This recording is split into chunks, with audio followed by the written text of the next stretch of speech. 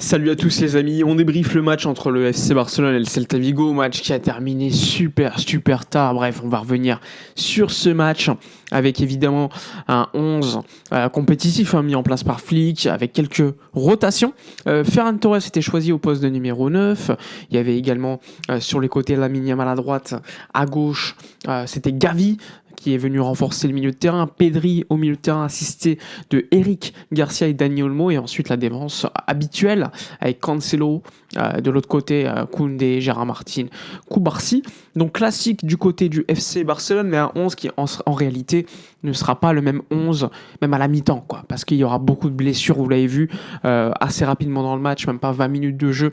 Cancelo est sorti, alors on ne sait pas pourquoi, il avait une douleur au-dessus du genou, donc en bas de la cuisse, aucune idée par rapport à sa blessure. A priori, ça ne devrait pas être très grave, il est resté sur le banc juste après. Donc on verra, des tests seront effectués demain pour avoir plus de détails. Mais déjà, tu as eu le droit à un remplacement assez rapidement de Cancelo par Baldé. Et ensuite, on en parlera un peu plus tard, de Lamine Yamal remplacé par Rooney.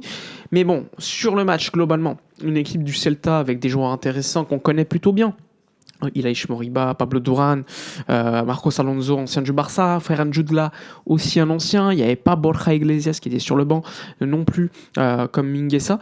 Bref, une équipe du Celta, on le sait, qui joue très bien au foot, qui a tendance à déranger les grandes équipes, qui a battu le Real Madrid au Bernabéu en début de saison, qui est capable de nous mettre en difficulté chaque année. On l'a vu, que ça soit à domicile ou à l'extérieur. L'année dernière, c'était ultra compliqué. En début de saison, la même chose. Et bref, le match, on l'a vu, au bout d'une minute de jeu, 3 tirs. Un pour le Barça au bout de 15 secondes pour Yamal, qui passe pas très loin. Et ensuite, contre-attaque, le Celta, on va en avoir 2 avec un gros arrêt sur Pablo Duran, Joan Garcia. Et ensuite, un arrêt un peu plus facile sur le coup de pied arrêté qui a suivi. Mais une équipe du Celta qui a tenu le ballon, qui nous a fait courir, on avait du mal à presser, je trouve, parce qu'il y a eu à un moment donné un gros problème entre Gavi et Cancelo, parce que Gavi allait au pressing et ça libérait beaucoup d'espace parce que Cancelo ne faisait pas forcément la même chose derrière pour combler l'espace, et du coup Pedri le faisait, ce qui créait de l'espace au milieu de terrain. Ça, c'était quelque chose qui systématiquement avait lieu, donc on avait beaucoup de mal à garder le ballon. D'ailleurs, je crois en première mi-temps la possession de balle était plutôt équilibrée. Une équipe du Celta, je vous l'ai dit, qui va créer une ou deux situations, qui va pas être efficace. Il y en aura une autre pour faire un Jutgla sur une belle passe, je crois, qui vient de Pablo Duran ou de Fer Lopez, je ne sais plus. Mais en tout cas, ils vont en avoir. Côté Barça, on va beaucoup s'ennuyer. Il y aura une situation, c'est un extérieur du pied de Lamine Yamal qui va pas passer loin.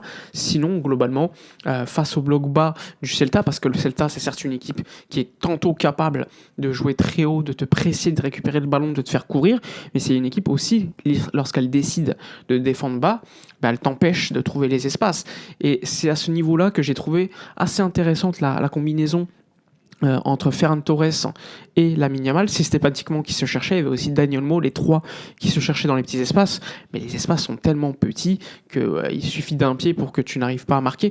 Donc ça, c'était un élément que j'ai apprécié, mais globalement, c'était insuffisant. Trop peu d'occasions créées, trop peu de situations. Un Yamal qui va te trouver ce penalty, qui va le provoquer, mais il le cherche lui-même, par sa qualité individuelle, c'est pas par le collectif. Il va le chercher lui-même, et après il tire le penalty, il marque, et là, il sort blessé. Alors, est-ce qu'il se blesse sur le penalty qu'il provoque ou sur la frappe du tir au but? Je ne sais pas. Vraisemblablement, probablement sur le contact entre, je crois que c'est Marcos Alonso, je ne sais plus, en tout cas par le défenseur du Celta. Peut-être que c'est à ce niveau-là, à ce moment-là, qu'il se blesse. En tout cas, il va tirer le penalty avec beaucoup de nonchalance et va le marquer tranquillement. Et ensuite, directement blessure. Blessure a priori aux ischios pour Lamine, qui directement est resté sur le sol. Ensuite, après quelques temps, il est parti directement en tribune. On a vu beaucoup de tristesse pour Lamine. Et ensuite, le match n'a pas repris. Pourquoi ? Parce qu'il y a eu un arrêt cardiaque dans les tribunes du Spotify Camp Nou d'une personne d'une soixantaine d'années. Donc pendant 18 minutes, le match n'a pas été repris. Il faut savoir que aujourd'hui, au moment où je vous fais la vidéo, on a des informations plutôt positives sur la personne qui a fait un arrêt cardiaque. L'état serait stable. Les médecins du Barça et du Celta, directement après le but, sont allés en tribune pour aider cette personne et l'assister. Espérons qu'évidemment ces bonnes nouvelles soient vraies et ensuite qu'elles permettent à la personne de revenir en bonne santé. Mais en tout cas, pendant 18 minutes, le match a été arrêté. Les joueurs restaient sur la pelouse. Donc ça a un petit peu cassé le rythme. Rooney Bardghji a remplacé Lamine Yamal, hein, évidemment. Ensuite, le match a repris pour 8 minutes à peu près, où le Barça était un peu plus supérieur sur ces 8 minutes. Il y a eu la rentrée de Rooney qui a fait une belle frappe à l'extérieur de la surface. Mais honnêtement, le match était un peu bizarre parce qu'il n'y avait plus le rythme. L'ambiance était un petit peu chaos parce que forcément, avec cet arrêt de jeu, les joueurs, le public, etc. avaient peut-être autre chose à penser. En tout cas, c'était un peu bizarre. Mais le Barça est arrivé à la mi-temps sur le score de 1-0 face à une équipe du Celta qui honnêtement a fait un bon premier acte, qui nous a mis en difficulté. C'est une belle équipe de football qui nous a mis en difficulté systématiquement lorsqu'on devait sortir le ballon aussi. J'ai vu un Pedri en souffrance au milieu de terrain, pas suffisamment touché je trouve, il tenait pas suffisamment le ballon. Donc là aussi, il y a un gros problème au milieu de terrain sur le dernier mois. On voit qu'on garde beaucoup moins le ballon. Peut-être que le retour de Frenkie va beaucoup nous aider, mais en tout cas, c'est quelque chose qu'on a pu observer, notamment en première mi-temps. Seconde mi-temps, on a fait rentrer Fermin à la place de Gavi, là aussi avec des petites gênes. Une deuxième mi-temps, le Barça a très bien commencé, mais encore une fois, on va pas se mentir, hein, c'était un match plutôt ennuyeux. Il n'y a rien à dire sur la seconde mi-temps, à part le centre parfait de Pedri pour le but de Ferran Torres qui a été refusé pour un hors-jeu. Et honnêtement, quand tu regardes le révélateur, il n'y a pas hors-jeu. On comprend pas pourquoi le but a été refusé, surtout qu'en plus, il y a une jolie dédicace de Ferran pour une petite fille qui était décédée. Franchement, je comprends pas. Je comprends pas parce que on nous dit que la manche, c'est censé être la partie du corps qui est déterminée pour les hors-jeux. Là, on se rend compte que finalement, au révélateur, Ferran Torres est bien derrière et pas devant.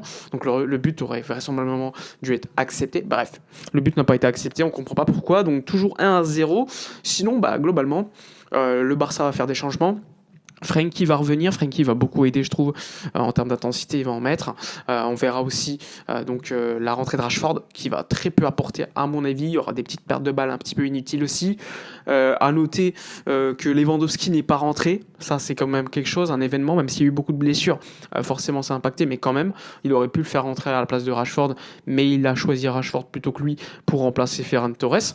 Et ensuite globalement, les 15-20 dernières minutes, le Celta avait un peu plus le ballon, souffrait beaucoup plus dans notre surface, dans notre camp en tout cas. Il n'y avait pas eu de situation où Joan Garcia a dû faire une parade ou quoi. D'ailleurs, c'est un clean sheet pour Joan Garcia ce soir, une nouvelle fois qui se rapproche du trophée Zamora. Mais globalement, il n'y a rien eu du côté du Celta, malgré les rentrées de Borja Iglesias, de Iago Aspas, etc. On a beaucoup souffert, il y a eu des pertes de balles inutiles à la fin, on a que Pedri était trop responsabilisé sur les sorties de balles, c'est pour ça que Frenkie, sa rentrée peut beaucoup aider, mais il était fatigué à la fin, il était clairement fatigué. Rooney a fait une rentrée en seconde mi-temps, pas dingue, il y a eu une frappe, je vous l'ai dit avant la fin de la première mi-temps, mais sinon c'était insuffisant je trouve. À noter sur Lamine, globalement, les infos qui sont tombées il y a quelques instants, c'est qu'il y a 3 types de grades, et donc ça sera détecté demain selon les tests. Il y a le grade 1 où l'absence est de 2 à 3 semaines, le grade 2 où l'absence est de 4 à 6 semaines, et le grade 3 où c'est une absence de 8 semaines, donc pour Lamine Yamal. Il faudra attendre demain pour le joueur. Donc vraisemblablement, il n'y aura plus de Lamine pour cette saison, en tout cas en Liga. Mais le Barça se rapproche un peu plus de son objectif, le titre, avec, je le rappelle, un match de moins à jouer désormais, avec la victoire contre le Celta, 1-0, un clean sheet. On le rappelle aussi, il reste 6 matchs, 9 points d'avance. Normalement, avec 3 victoires et un match nul, le Barça serait titré. Pourquoi pas 3 victoires simplement? Parce que le Real Madrid a encore l'avantage en différence de but particulière contre le Barça. Mais dans 3 matchs, qu'est-ce qui se passe? Eh bien, il y a le Classico, puisque prochain match Retafe Osasuna à l'extérieur, puis le Classico. Il faut vraiment gagner au moins un des 2 prochains matchs, parce que sinon tu te mets dans une situation ultra compliquée, mais en tout cas 9 points d'avance pour le Barça, avant de jouer Retafe à l'extérieur sans Eric, qui sera suspendu. Cancelo, il faudra voir sa blessure, et Lamine, out. Voilà pour le débrief très tardif, mais bon, il fallait quand même que je le sorte.